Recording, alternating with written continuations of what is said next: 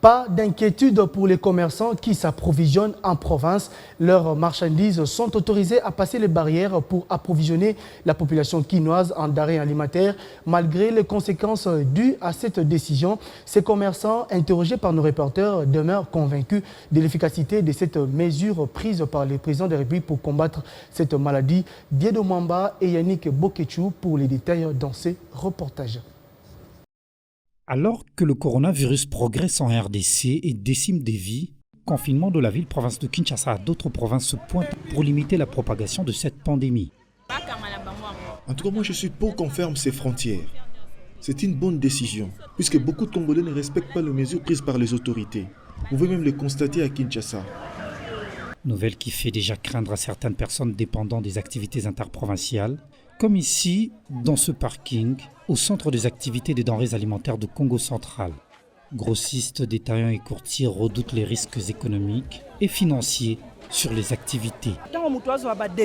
Quand on prend une telle décision, ça doit être accompagné de certaines mesures. Fermer les frontières de Kinshasa au Congo central, c'est une bonne chose pour nous protéger contre le coronavirus. Mais il faut penser au peuple.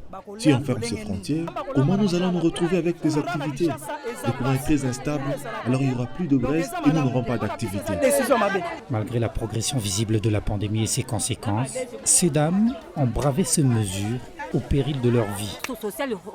Notre situation sociale est très précaire. Alors on doit nous trouver une solution avant de penser fermer les frontières. Alors nous sommes prêtes. S'il faut mourir de coronavirus, pour que nous puissions sortir pour chercher de quoi nourrir nos enfants. Comme cette dame qui embarque en direction de Mazangongo pour ses activités, elles sont nombreuses pour qui ce probable confinement de la capitale est malvenu.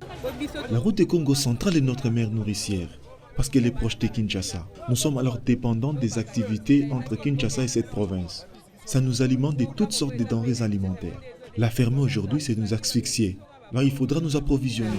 Une décision qui, selon certains observateurs, va concourir à la flambée de prix et contribuer à la rareté de denrées, d'où les mesures d'accompagnement s'imposent. S'il y a isolement, quelles seraient, voulais-je dire, les mesures d'encadrement pour qu'on ne meure pas de faim. Si Bakongo ne fournit plus, Bandundu et aussi l'Équateur avec les avions ne fournissent plus. Je pense que ça pourra prendre combien de temps depuis que cette affaire a commencé. Il n'y a qu'augmentation de cas qu'on arrive à découvrir. Mais finalement, où est-ce que nous y arriverons?